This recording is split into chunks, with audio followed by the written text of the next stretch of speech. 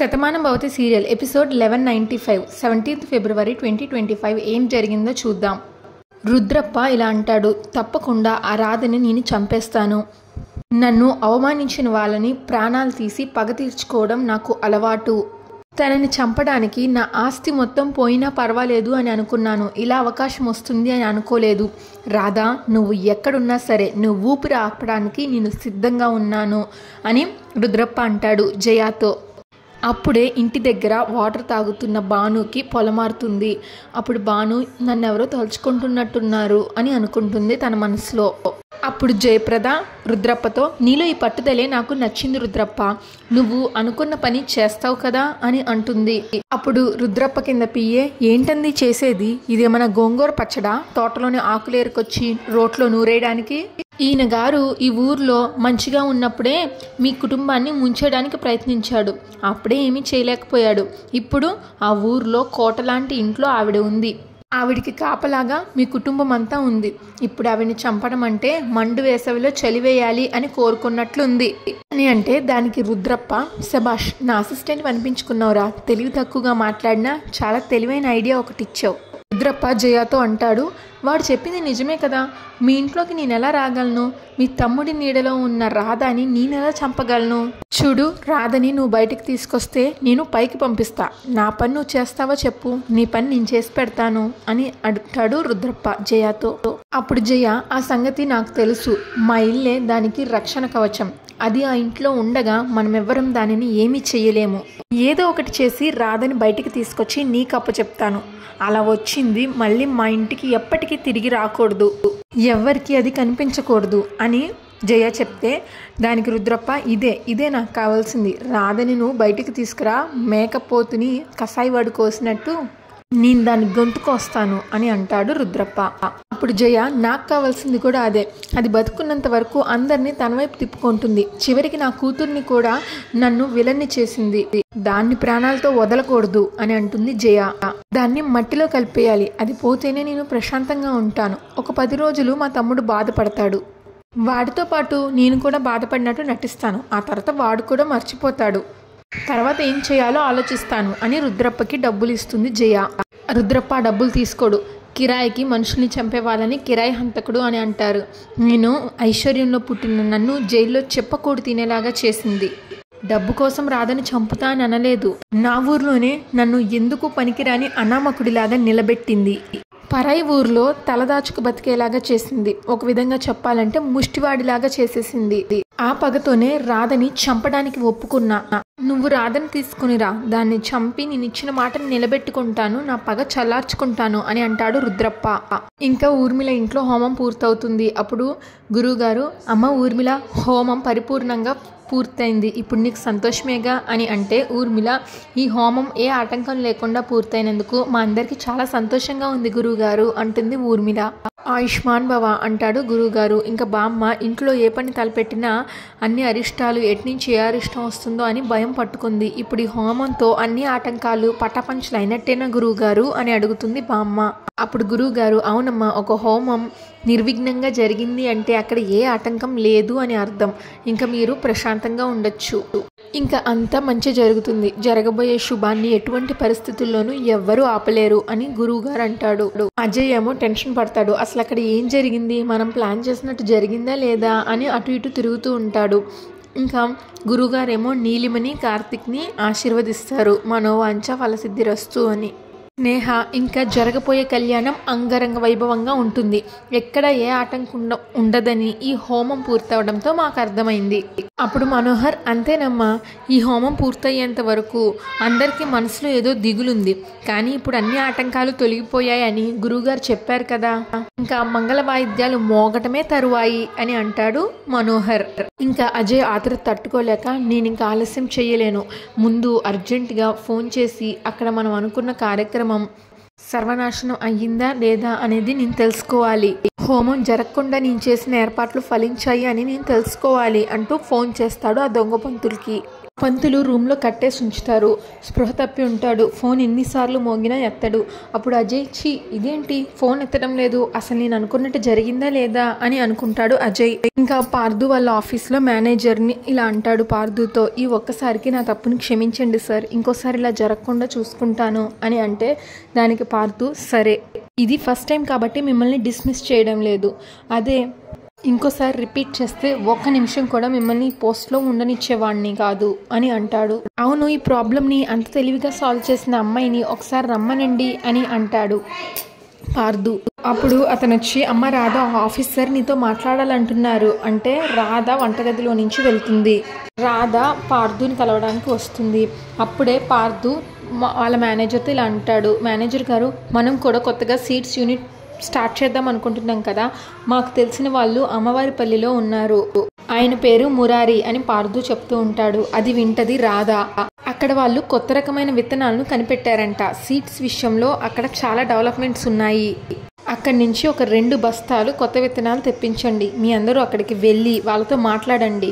నేను ఒకసారి ఫోన్ చేస్తాను, అవసరమైతే నేను కూడా అక్కడికి వస్తాను.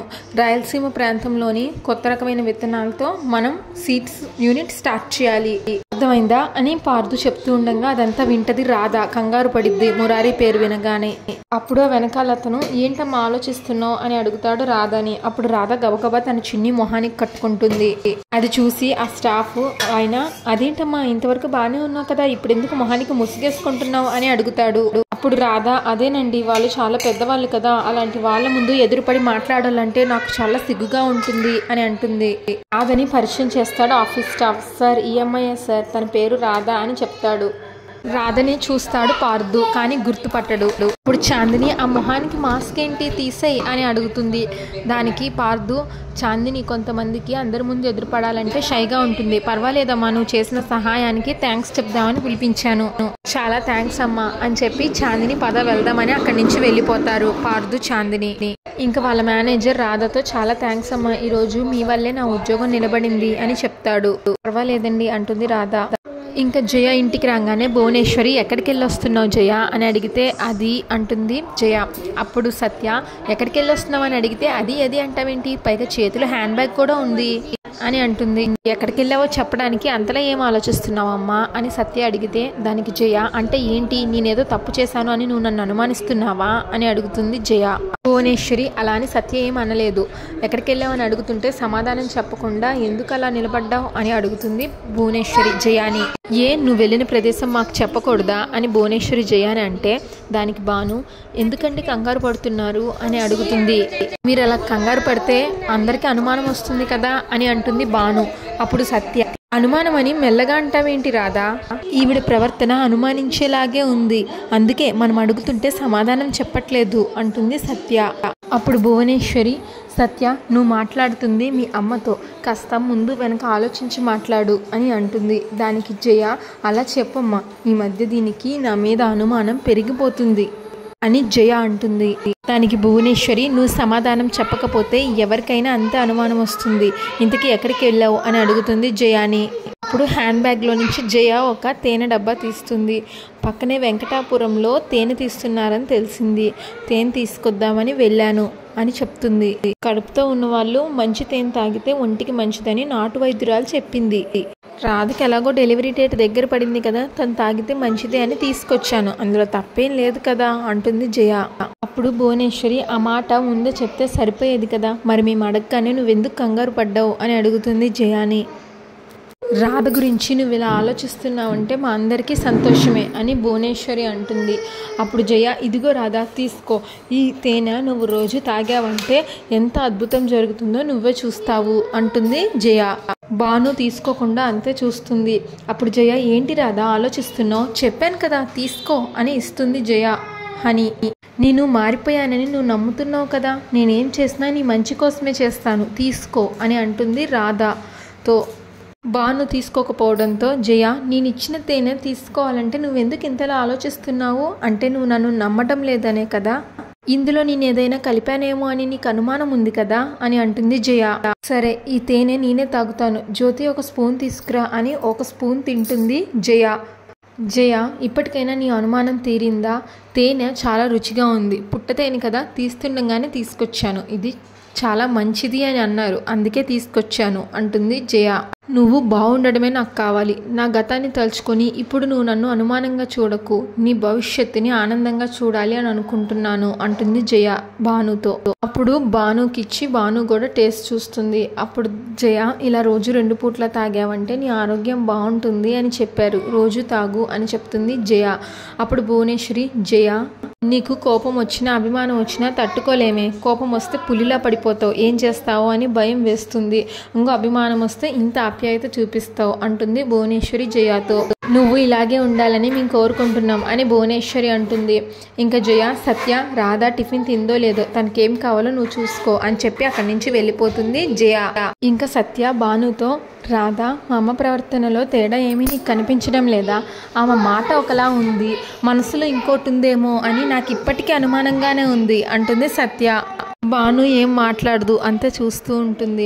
ఇంకా దొంగ పంతులకి మెలకు వస్తుంది. కట్టేసి ఉంటాడు. మెలకు వచ్చేసరికి ఇంకా తను కట్లిప్పుకోవడానికి ట్రై చేస్తూ ఉంటాడు. ఈలోగా స్నేహ, నీలిమ వాళ్ళ పెద్దమ్మ అక్కడికి వస్తారు. స్నేహ చెంప చెల్లు అనిపిస్తుంది ఆ దొంగ పంతుల్ని. ఇలా అంటుంది, వీడి వాళ్ళ ఎంత పెద్ద తప్పు చేద్దామని వచ్చాడో తెలుసా? వీడు ఆ హోమాన్ని పాడు చేయడానికి వచ్చాడు. వీడి నిజం చెప్తాడు అనుకుంటున్నావా? మక్కెలు విరక్కొట్టి అడిగితే గాని వీడు నిజం చెప్తాడు. కార్యక్రమం పాడు చేయడానికి వచ్చాడు. చెప్పు అని ఆ పంతుల్ని కొడుతుంది స్నేహ. అప్పుడు నీలిమ పెద్దమ్మ, ఆపవే, వాడిని ఎందుకు అలా కొడుతున్నావు? ఒరే, నీకేం పోయే కాలం రా, పురోహితుడు అంటే దేవుడు లాంటివాడు అని అంటారు. అందరి మంచి కోరుకుంటారు అని అంటారు. నువ్వేమో ఇక్కడ హోమం ఆపడానికి వచ్చావు. నీకు మేమేం అన్యాయం చేస్తాంరా? నా కూతురు జీవితం బాగుండాలని ఇక్కడ ఇదంతా జరుగుతుంటే నువ్వెందుకు ఆపే ప్రయత్నం చేశావు అని అడుగుతుంది నీలిమ పెద్దమ్మ. ఆ పంతులు ఏమీ మాట్లాడు. అప్పుడు స్నేహ, చూసావు కదా, మనం ఎంత మంచిగా అడిగినా వీడు సమాధానం చెప్పడు. ఇలాంటి వాళ్ళని అడిగే స్టైలు వేరేగా ఉంటుంది అంటూ ఆ పంతుల్ని తెగ కొడుతుంది. 2 చెంపలు వాయించేస్తుంది. జుట్టు పట్టుకొని పీకేస్తుంది స్నేహ. చెప్పు, ఎందుకు చేసావు చెప్పు, ఎవరు చేయించారు చెప్పు, మర్యాదగా నిజం చెప్పకపోతే ఇదే గదిలో నీకు సమాధి కడతాను, చంపి పాతి పెట్టేస్తాను, చెప్పు అని కొడుతుంది బాగా ఆ పంతుల్ని స్నేహ. చెప్పరా, చెప్పు అంటూ ఆ పంతులు పీక నొక్కేస్తుంది స్నేహ. అప్పుడు ఆ పంతులు, చెప్తాను, నన్నేం చేయొద్దు, ఇదంతా అజయ్ చేయమన్నాడు, అందుకే చేశాను అని అంటాడు. అది విన్న నీలిమ షాక్ అవుతుంది. అజయ్ నన్ను ప్రశాంతంగా ఉండనివ్వడు. నా తప్పు లేదన్నా ఎందుకు వినిపించుకోవడం లేదు? నా జీవితంతో ఆడుకోవాలని ఎందుకు ప్రయత్నిస్తున్నాడు అంటూ ఏడుస్తుంది నీలిమ. అప్పుడు నీలిమ పెద్దమ్మ, వాడిని అలా వదిలేయకూడదమ్మా, గట్టిగా నిలదీయాలి. ఆ చెంప ఈ చెంప వాయించి నా కూతురి జీవితంతో ఎందుకు ఆడుకుంటున్నావని గట్టిగా నిలదీయాలి అంటుంది. పదమ్మ వెళ్ళి అడుగుదాం అని వాళ్ళ పెద్దమ్మ అంటే అప్పుడు నీలిమ, వద్దు పెద్దమ్మ, చెప్పాను కదా, నా రాతని ఎవరూ మార్చలేరు అని. ఒక వ్యక్తి పగబట్టాడు అంటే ఎవరు ఎన్ని చెప్పినా వినడు, ఎన్ని చేసినా మారడు. ఇప్పుడు మీరు వెళ్ళినట్లు అందరికీ తెలిస్తే గొడవ మరింత పెరుగుతుంది తప్ప మరేమీ ప్రయోజనం లేదు. దయచేసి వెళ్ళండి అంటుంది నీలిమ. అప్పుడు స్నేహ, అవును నిజమే అమ్మా, ఈ విషయం బయటకు వచ్చిందంటే మళ్ళీ ఇంట్లో అందరూ బాధపడతారు. మనం ఉండగా అజయ్ గాడు నీలిమని ఏమీ చెయ్యలేడు అంటూ స్నేహ ఆ దొంగ పంతులకు వార్నింగ్ ఇస్తుంది. ఒరే, వెళ్ళి అజయ్ గాడికి చెప్పు, ఇంకొకసారి నా చెల్లి జోలికి వస్తే వాణ్ణి కూడా చంపేస్తానని అని చెప్తుంది స్నేహ. ఆ పంతులకి కట్లిప్పేసి ఎల్లు అంటారు. వెళ్ళరా గాడిద అని ఒకటేస్తుంది నీలిమ పెద్దమ్మ. ఇంకా వాడు గబగబా వాడి ఫోన్ తీసుకొని వెళ్ళిపోతాడు. ఇంకా నీలిమ ఏడుస్తుంది. అప్పుడు స్నేహ, ఎందుకు బాధపడతావు నీలిమ, నీకు మేమందరం ఉన్నాం కదా, నీకు నీ వల్ల ఏ తప్పు జరగదని మేమందరం నమ్ముతున్నాం అని అంటుంది స్నేహ. నువ్వేంటో నీ మనసేంటో పరిచయమైన ఈ కొద్ది రోజుల్లోనే నేను పూర్తిగా అర్థం చేసుకున్నాను. నీ విషయంలో నిన్ను ఎవరు బాధ పెట్టినా నేను వాళ్ళని అస్సలు వదిలిపెట్టను అంటుంది స్నేహ.